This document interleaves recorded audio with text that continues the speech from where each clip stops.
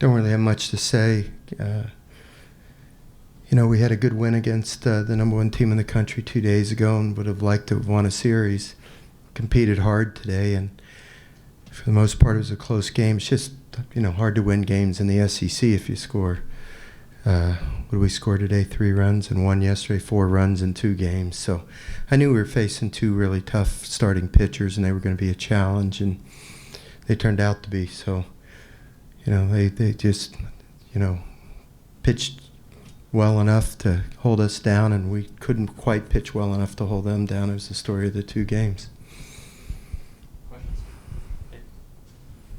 Paul, you've said several times that when you came back in, perhaps you underestimated the strength of the size and strength of the players currently in the SEC. Hindsight 2020, is there anything you would have done different, before taking over? Well, I'm not sure what the first part of that question had to do with the last part of the question, but listen, whenever there's a transition, there's a reason there's a transition. So, you do the best you can with the players that you have, and you try to add to it with a little bit like we did. And, we did the best we could. I thought we would be more competitive in the conference. I didn't think we had a national championship caliber team put together, but, we just some days got overpowered by the other team. Their pitching was just too good for our hitters, or their hitters were too good for our pitching, and consequently, we end up with the record that we did. I'm not sure what I could have done differently. We worked really hard last summer when we first got the job to add a few pieces, and some guys that we added did some good stuff for us, and some other guys that we added maybe didn't perform at the level we might have thought they would have. But yeah, the league's tough. It's unforgiving, and we've already rolled up our sleeves and are working hard at recruiting for next year to try to make our team as best as we can and better than it was this year.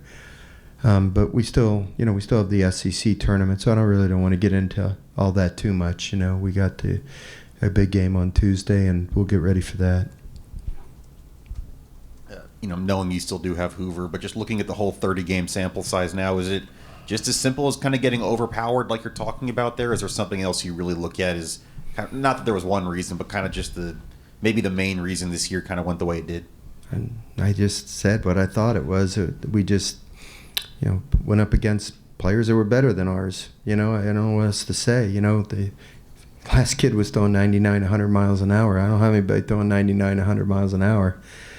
Their 2 starting pitchers the last 2 days have over 120 strikeouts. You'd have to add up 3 of our pitchers to get to 120 strikeouts. It's just, they got a guy that, how many home runs does Jared Jones have? Almost 19. We don't have anybody with 19. It's just, sometimes you got to just be honest about where you're at and what you're up against. And, the other teams, are a little bit more powerful and, better arms than we have, and we're out there competing as hard as we can with what we have, and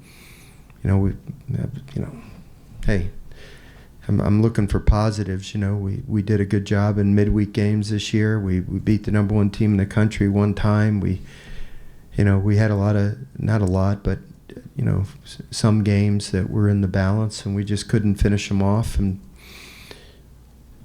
what can I say? We are what we are. We did the best we could, and now it's time to, like I said, we have the SEC tournament, and then it'll be time to turn the page and, try to get better.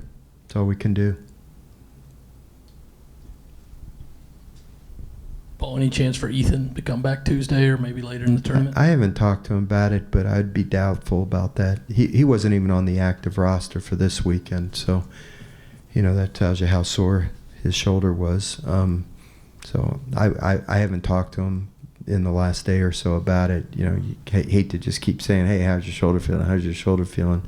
It's not like, like that it's going to be a miracle. So I'm doubtful that he would be ready to go.